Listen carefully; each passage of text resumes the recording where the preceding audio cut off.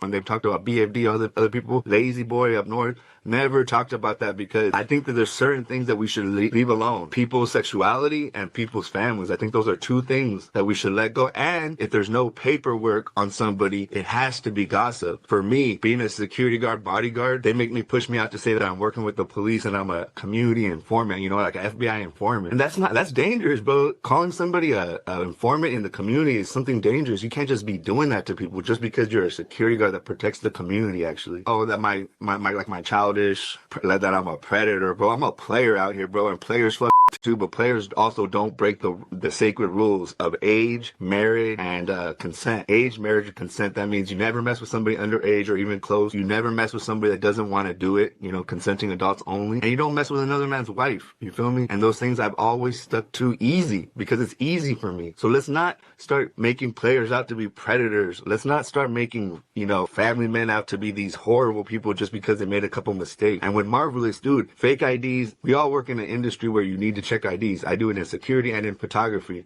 I do think that you kind of like, if you started dating somebody and had a kid with them, you would kind of find out like what they're doing and what school they go to and who their family is. So you kind of should have known before. I mean, but that is even too personal for me because you don't even know the backstory for real. The only people know is those two people. There's, what is it? The internet story, their story, and the truth. And so we're never going to find the truth because we weren't there. So why even try to do that unless you have personal beef with these people, especially? And what's weird is you don't even know these guys.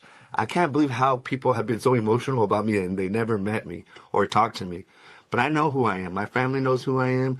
My community knows who I am. The mother of my child, my girlfriend, my daughter, my family. Players also don't break the sacred rules of age, marriage, and consent. You know what I mean? That's what matters. My question to all of us is, are we going too far with it? I wasn't able to mourn my uncle because I had this stalker running around saying all these lies about me just because one other dropout brought me up. He was just mad because I knocked down some of his family members. It is what it is. I think that one thing that we need to learn, that I've learned from this, is that we have to stop being messy. I have to honor the mother of my child. She's like, I know you're not that, but you are messy. And when you're messy, people can jump to conclusions real quick. And so Marvelouz was very messy, disrespecting other podcasters to a kind of deep level where I never was willing to go. For me, I want to constructively criticize people on the internet. I want to be the voice of reason. And if I can't be that, then I don't even want to be here. You feel me? The reason why I took a while to make this video is because, and I hate when YouTubers say, oh, they've been asking, you know, for you to make it, so make it. But I didn't want to talk about this topic. It's like, it's gross. It makes you feel gross inside. Like, what happened to our honorable people of us of just trying to better ourselves? And when we make mistakes, like when I made mistakes in the hood, and all of us, we didn't get canceled. You know, we didn't get canceled. We got brought in closer, and our eyes were, they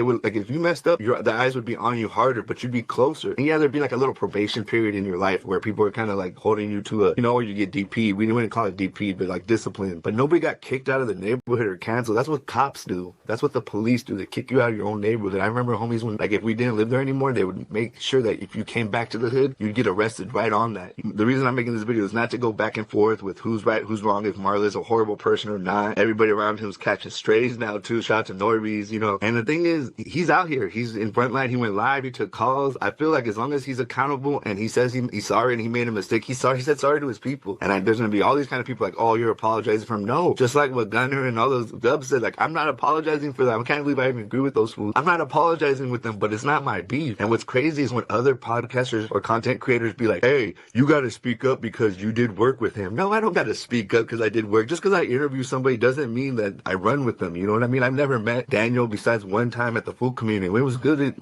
good time. I have no problems with them. And oh, another thing, he unfollowed me because of the drama that I was going through. Isn't that